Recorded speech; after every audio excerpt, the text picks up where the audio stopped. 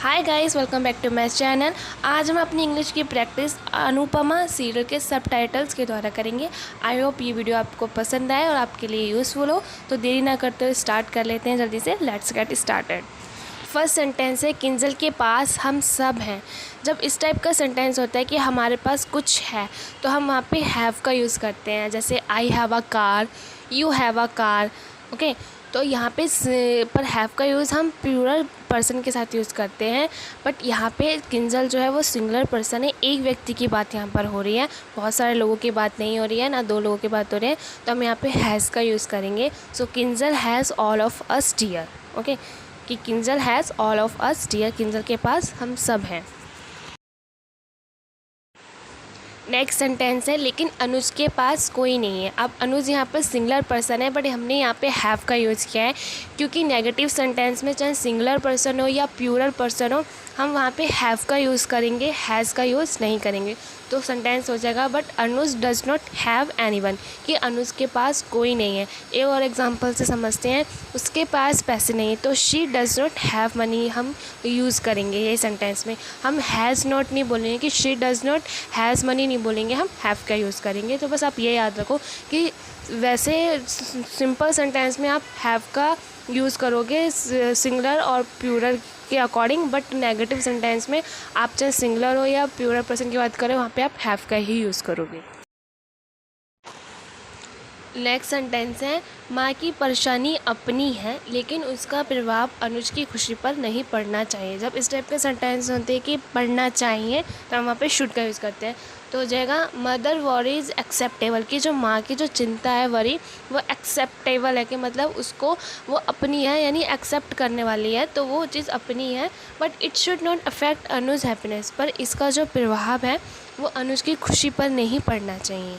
Okay, next है, लेकिन परिवार में बहुत सारी परेशानियां हैं, मैं कैसे खुश रह सकती हूँ, ऐसा अनुपमा बोल रही है।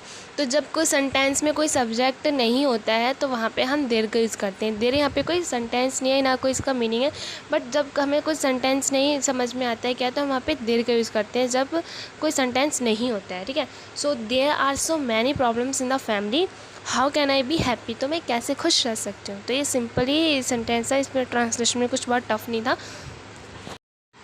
नेक्स्ट है, अगर तुम अपने आप से पूछते हो तो तुम्हें इसका आंसर मिल जाएगा। अब इस सेंटेंस में एक सेंटेंस फ्यूचर में, कि तुम्हें इसका आंसर मिल जाएगा, यानी फ्यूचर में मिल जाएगा।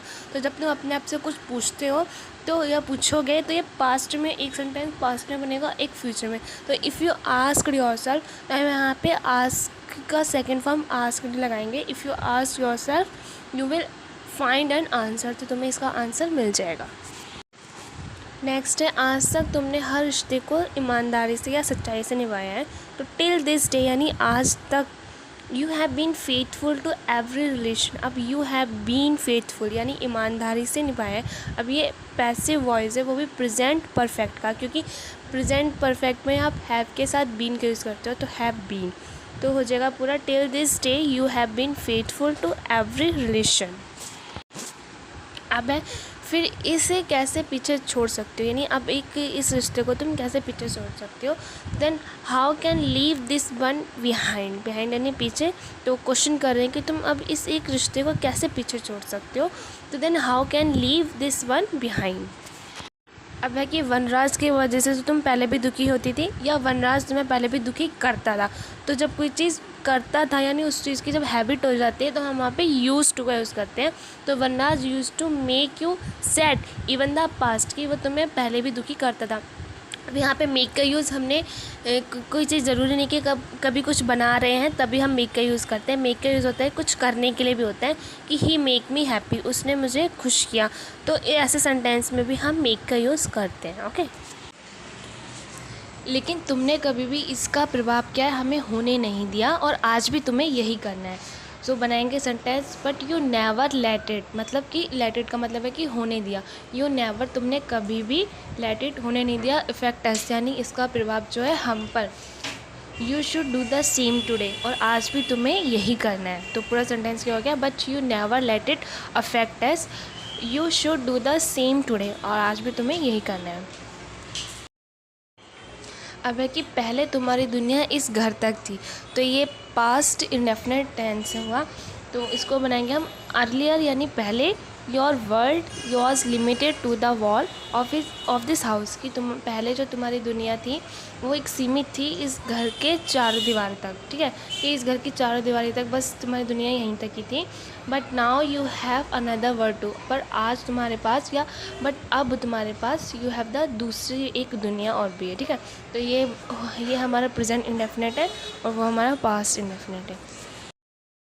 नेक्स्ट सेंटेंस है सॉरी मैंने तुम्हें बुलाया, तो इसकी इंग्लिश होगी sorry I called you all a sudden, कि मतलब मैंने तुम्हें अचानक बुला लिया।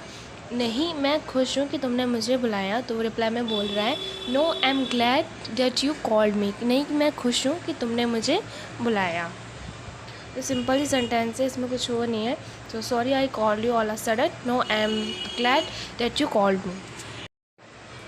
नेक्स्ट सेंटेंस है 1 मिनट रुको, क्या घर में सब कुछ ठीक है या घर में सब कुछ ठीक चल रहा है। तो wait a moment, is everything okay at home. अगर हमें पूछना है कि घर पे सब लोग ठीक हैं तो हम यहाँ पे यूज़ करेंगे wait a minute, is everybody okay at home. Okay, तो इंसान के लिए, लोगों के लिए हम एवरीबडी का यूज़ करेंगे, और चीज़ें कैसे चल रही हैं घर पे तो उसके लिए एवरीथिंग का यूज़ करेंगे। नेक्स्ट सेंटेंस है कि खुशी तब तक अधूरी रहती है कि जब तक तुम्हारे पास कुछ ना हो। तो ऐसे सेंटेंस में बनाएंगे कि हैप्पीनेस इज़ इनकम्प्लीट अनटिल, का मतलब होता है कि जब तक यू हैव समथिंग स्वीट, कि जब तक तुम्हारे पास कुछ क्या हो, मीठा ना हो।